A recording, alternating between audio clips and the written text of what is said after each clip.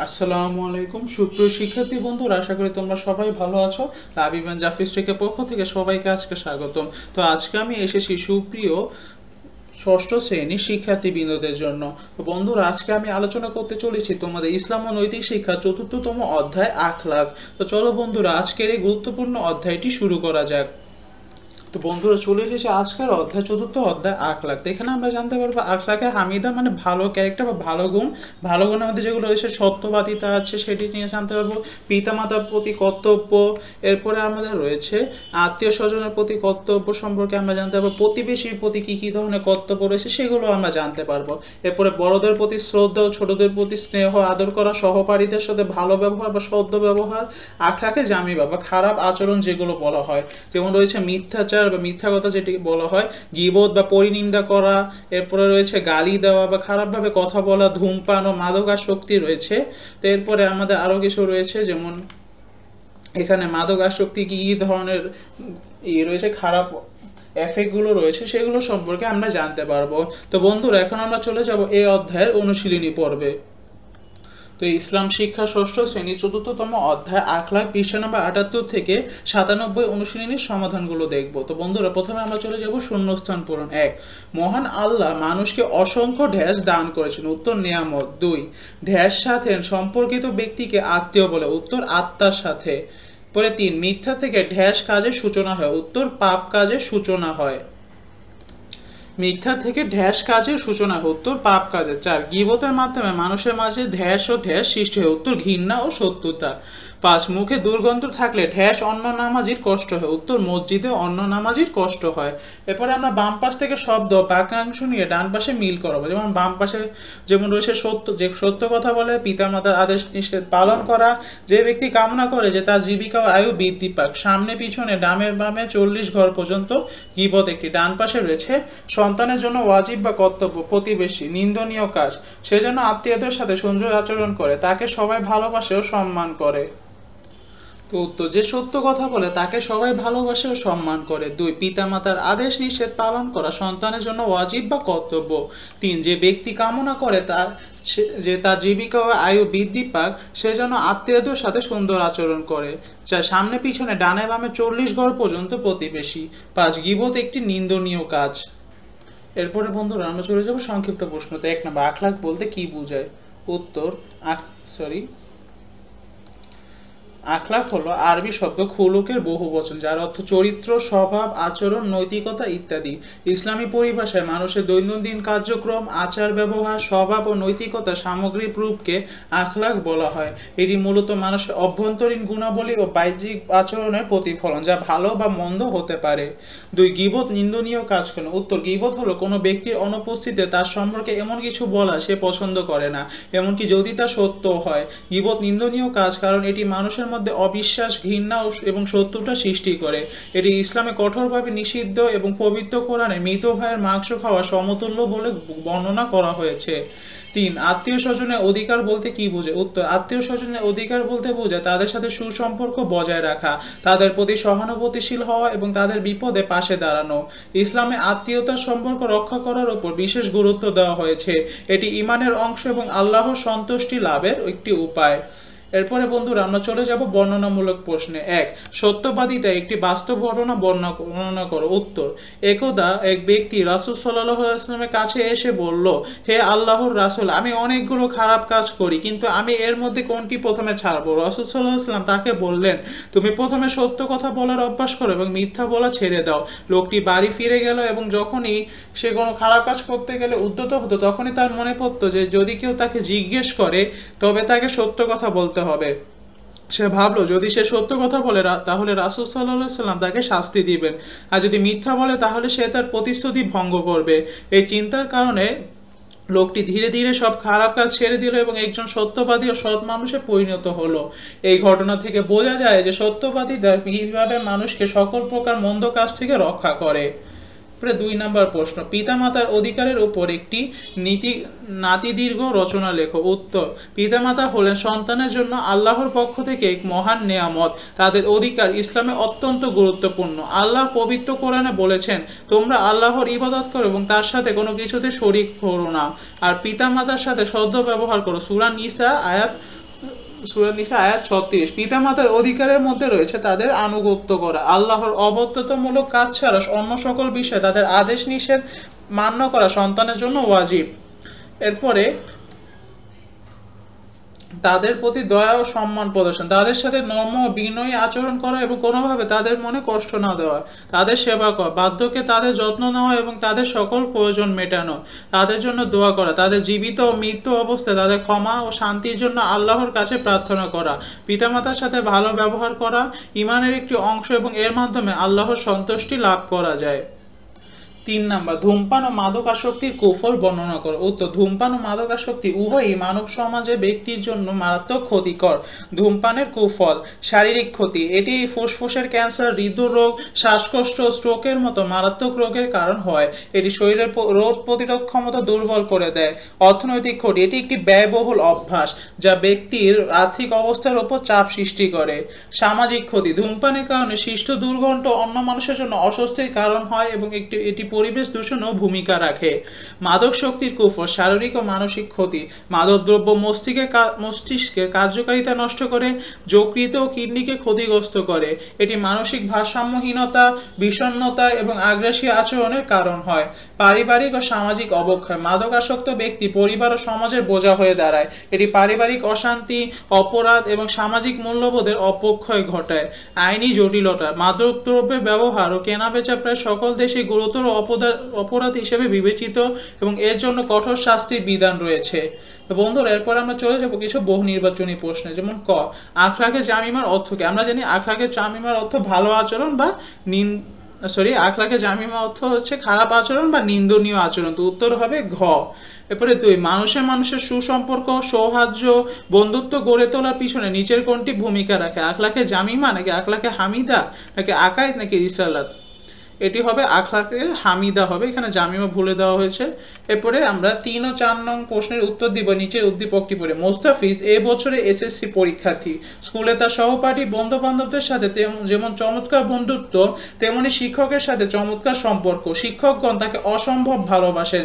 শুধু তাই নয়, সে পশু পাখি ও পরিবেশের সাথে ভালো আচরণ করে, এজন্য সবার নিকট সে খুবই প্রিয়।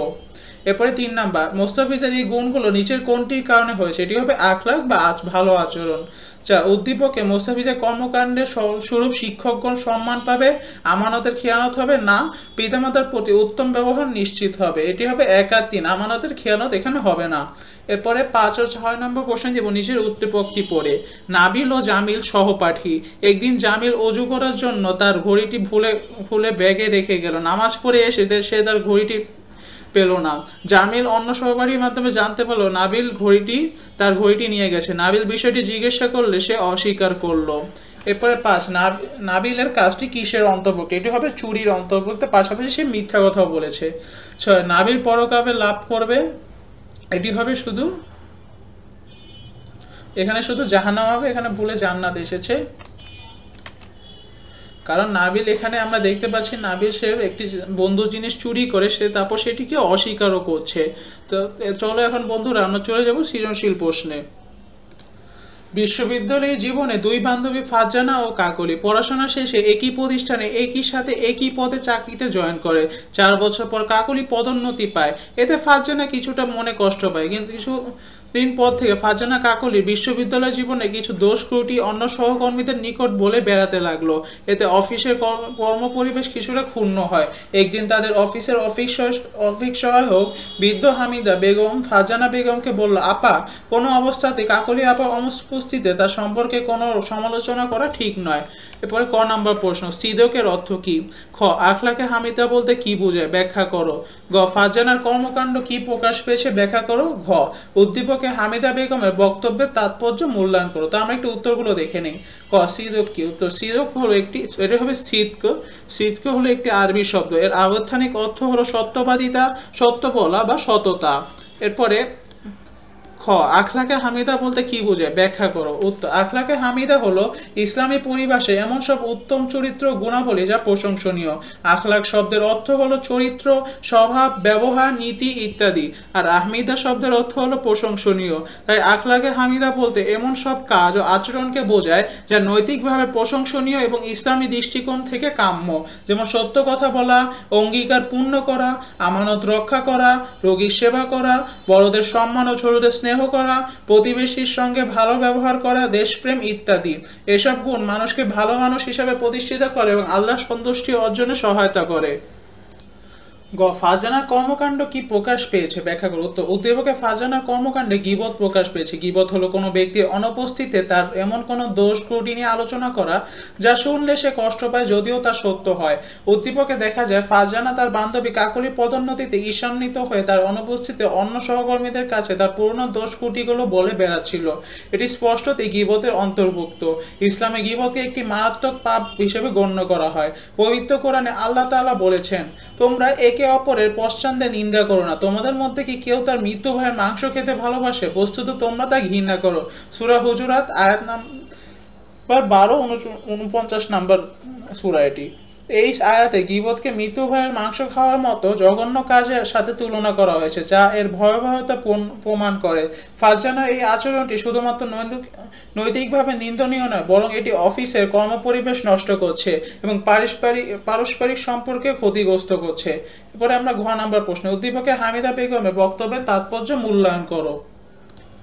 উত্তর, উদ্দীপকে হামিদা বেগমের বক্তব্যে অত্যন্ত তাৎপর্যপূর্ণ। তিনি বলেছেন, কোনো অবস্থাতে কাকলি আপার অনুপস্থিতিতে তার সম্পর্কে কোনো সমালোচনা করা ঠিক নয়। এর মাধ্যমে তিনি ইসলামী নৈতিকতা ও গীবত থেকে বাঁচার শিক্ষা নিয়েছেন। হামিদা বেগমের বক্তব্যের তাৎপর্য হলো গীবতের নিষেধাজ্ঞা। ইসলামী গীবত কঠোরভাবে নিষিদ্ধ। এটি মানুষের মান সম্মান নষ্ট করে। নৈতিক শিক্ষা, একজন মুসলিম হিসাবে অন্যকে ভুল কাজ থেকে বিরত রাখা আমাদের কর্তব্য। হামিদা বেগম তাই করেছেন। সুসম্পর্ক রক্ষা, গীবত করলে সমাজে ঝগড়া বিবাদ ও অবিশ্বাস তৈরি হয়, তাই তিনি সম্পর্ক, কর্মস্থল, পরিবেশ রক্ষা করতে চেয়েছেন। কোরআন হাদিসের শিক্ষা, তার উপদেশ ইসলামের শিক্ষা অনুযায়ী, যেখানে গীবতকে জঘন্য পাপ বলা হয়েছে। সব মিলিয়ে হামিদা বেগমের বক্তব্য মানুষকে গীবত থেকে দূরে রাখে, নৈতিকতা শিক্ষা এবং সমাজে শান্তি ও সৌহার্দ্য বজায় রাখতে সাহায্য করে। এরপরে বন্ধুরা আমরা দ্বিতীয় সৃজনশীল প্রশ্নে চলে যাব। গাজীপুরে শান্তিনগর গ্রামে ডাক্তার মফিজুল হক একটি বৃদ্ধাশ্রম গড়ে তোলেন। দেশে বিভিন্ন স্থান থেকে, বিশেষ করে ঢাকা ও চট্টগ্রাম থেকে অনেক বৃদ্ধ বৃদ্ধা এখানে থাকেন। তারা সারাক্ষণ নিজেদের মধ্যে গল্প করে সময় কাটান। অনেকে জীবনের অনেক কাহিনী চেপে রাখতে পারলেও অনেকে পারেন না। একদিন মেদুল হক বললেন, ওনার রুমেই থাকতেন দেশের একজন সাবেক উচ্চপদস্থ কর্মকর্তা ও নামকরা সাহিত্যিক। তার মৃত্যুর পর ঢাকায় অবস্থান করত তার 4 জন সন্তানকে খবর দেওয়া হলো এবং তারা শেষবারের মতো বাবার মুখটি দেখার জন্য আসলো না। সাথে সাথে অন্যরা বলে উঠলো, এটি তো এখানে অনেকবারই দেখেছি, আমাদের ভয় সেখানেই। তো ক গীবত কি? খ আখলাকে হামিদা কেন প্রয়োজন, ব্যাখ্যা করো। গ উদ্দীপকে আহমেদুল হক সাহেবের মন্তব্যে সন্তানদের আচরণে কি প্রকাশ পেয়েছে, ব্যাখ্যা করো। গ উদ্দীপকে বর্ণিত বয়স্কদের প্রতি তাদের সন্তানের আচরণের শাস্তি ইসলামের আলোকে বিশ্লেষণ করো। ক গীবত কি? উত্তর, গীবত হলো কোনো ব্যক্তির অনুপস্থিতিতে তার সম্পর্কে এমন কিছু বলা যা সে পছন্দ করে না, এমনকি যদি তা সত্য হয়। এটি ইসলামে একটি গুরুতর পাপ হিসেবে বিবেচিত। এরপরে খ নাম্বার প্রশ্নটি ছিল, আখলাকে হামিদা কেন প্রয়োজন, ব্যাখ্যা করো। উত্তর, আখলাকে হামিদা মানে প্রশংসনীয় বা উত্তম চরিত্র। এটি মানুষের জন্য অত্যন্ত প্রয়োজনীয়, কারণ এটি মানুষ জীবনকে সুন্দর ও অর্থপূর্ণ করে তোলে। আখলাকে হামিদা বা উত্তম চরিত্র ছাড়া মানুষের জীবন অসম্পূর্ণ ও ভারসাম্যহীন হয়ে পড়ে। আখলাকে হামিদা মানুষকে সত্যবাদিতা, ন্যায়পরায়ণতা, সততা, ধৈর্য, অন্যের প্রতি সহানুভূতি ও দয়া প্রদর্শনের মতো গুণাবলী অর্জনে সাহায্য করে।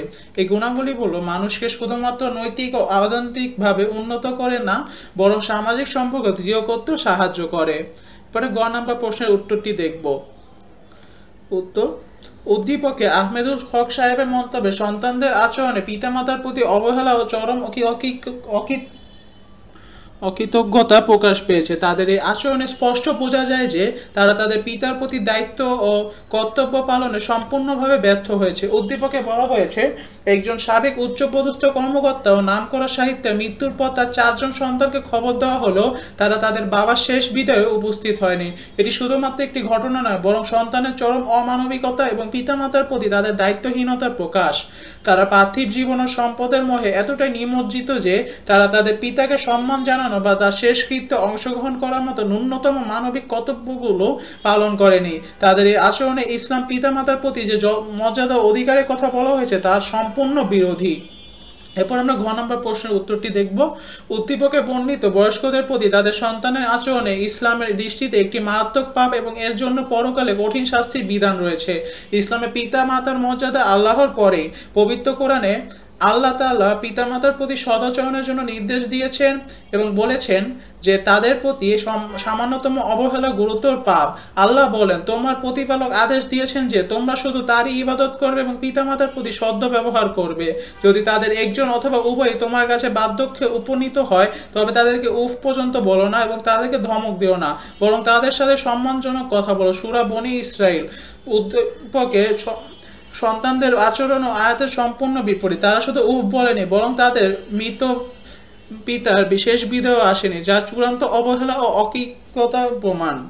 হাদিসে বলা হয়েছে যে ব্যক্তি তার পিতামাতার প্রতি সদাচরণ করে সে জান্নাত থেকে বঞ্চিত হবে। রাসূল সাল্লাল্লাহু আলাইহি ওয়াসাল্লাম বলেছেন, যা তার নাক ধুলায় মলিন হোক, তার নাক ধুলায় মলিন হোক, তার নাক ধুলায় মলিন হোক।